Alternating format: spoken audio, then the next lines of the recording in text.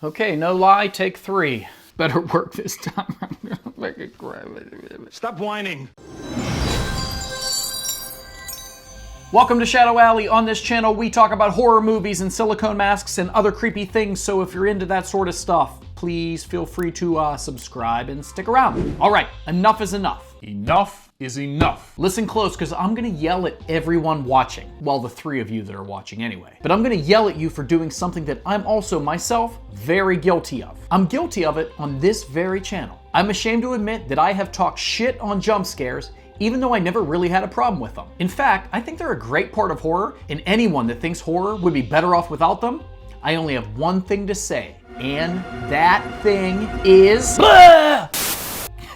Come on, you knew I was gonna do that. Don't act like you didn't see that one coming. You're an idiot! But for real though, it's become pretty in vogue to hate on jump scares. They're considered cheap tricks done only when you can't scare the audience with tension and atmosphere. I call bullshit. It's kinda bullshit. Of course, creating tension and atmosphere is important.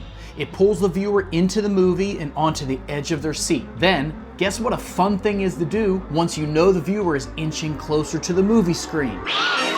You throw a damn black cat at them and scare them back into the back of their seat. Is it cheap? Maybe. Does it work on the majority of viewers? Yeah, I bet it does. So why do jump scares get all the hate? Here's what I think part of the problem is. A lot of people watch movie reviews on YouTube, and most of the people that do the reviews, like me, are a bit pretentious, and we like to discuss horror movies on a deeper level. We probably aren't affected quite as much as an avid viewer, and we like to think that we're somehow better than the average viewer for that. Think you're better than me? We like to make fun of movies for using cliche tricks to make the audience jump. And since they don't make us horror fans jump, then they must be dumb and unwelcome in our horror movies, right? You're wrong. I think that's a bit unfair. I think most viewers would be bored to death by a long, atmospheric movie and actually enjoy the cheap jump scares. For most viewers, it's like riding a roller coaster. It's quick little shots of adrenaline after a long buildup. It's anticipation and release. And it's just one of the tools that not only is used a lot, but should be used a lot in horror movies. Jump scares are just one of the many tools in a filmmaker's arsenal.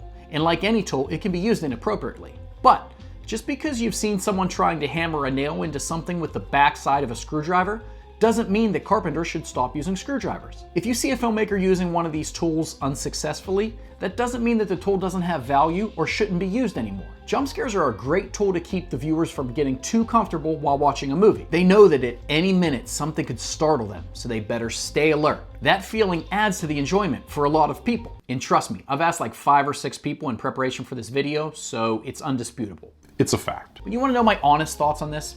I think in many cases that when someone likes a movie or when it's considered by most to be a good movie, then any jump scares are seen as okay or even earned. And if you don't like the movie or it's considered to be a bad movie, the jump scares are made fun of or are seen as cheap. I also think that some of the hate may have come from the overuse of the same exact setup for the jump scare. For example, the mirror gag.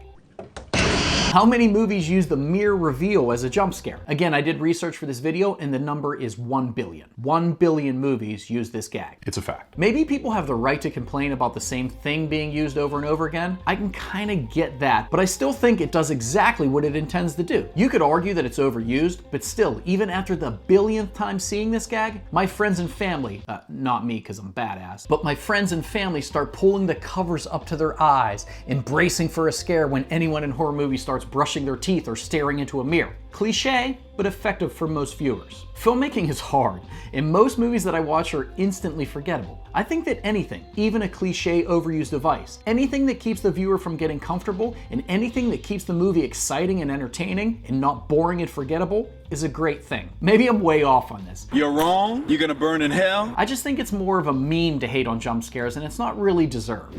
Now, I was going to show examples of my favorite jump scares in movies and actually show the scenes in this video, but I think that would take way too long and fill the video with too much copyrighted material. So you will unfortunately have to go check them out yourself. But I'll give you a few examples of good ones to look for. And also stick around because we'll actually look at one of those jump scare scenes, and it's a badass one, and analyze it a bit and discuss why it works so well. But first, here are 10 really good examples to Google if you want to see some of my favorites in no particular order. Jaws, boat hole scene. Halloween, Dr. Loomis jump scare. Pitch Black, Fry gets pulled back into the hole. Evil Dead 2, the mirror gag. The Invisible Man, the ladder paint scene. Signs, alien walk-by scene. Alien, Xenomorph gets Dallas scene. The Thing, the blood test scene. Jurassic Park, I think we're back in business scene. The Sixth Sense, the throw up scene. Alright, let's actually look at another great example, and I'm actually going to show the scare this time, and I'll explain why I think it's great, even though I'm sure every YouTuber and their mothers have said the same exact thing about this scene. But I don't care, it's a badass scene and I think it's worth explaining again. It's the Face of Fire scene from Insidious. So why is this jump scare one of the best? Well, it does everything that a jump scare normally does, but then subverts your expectations and catches you completely off guard. This scene has a character telling a story, and the filmmaker uses a flashback to show the events of that story. And that flashback has all the things it's supposed to set up a good jump scare. The camera pushes in slowly, the sounds get creepier and louder. The atmosphere is dark and scary, making it difficult to see anything that might be lurking, ready to jump at the screen. It does all of this during the flashback, only to throw the jump scare into the storytelling part of the scene. It comes in the wrong place, and that throws every viewer off. I can still hear that voice.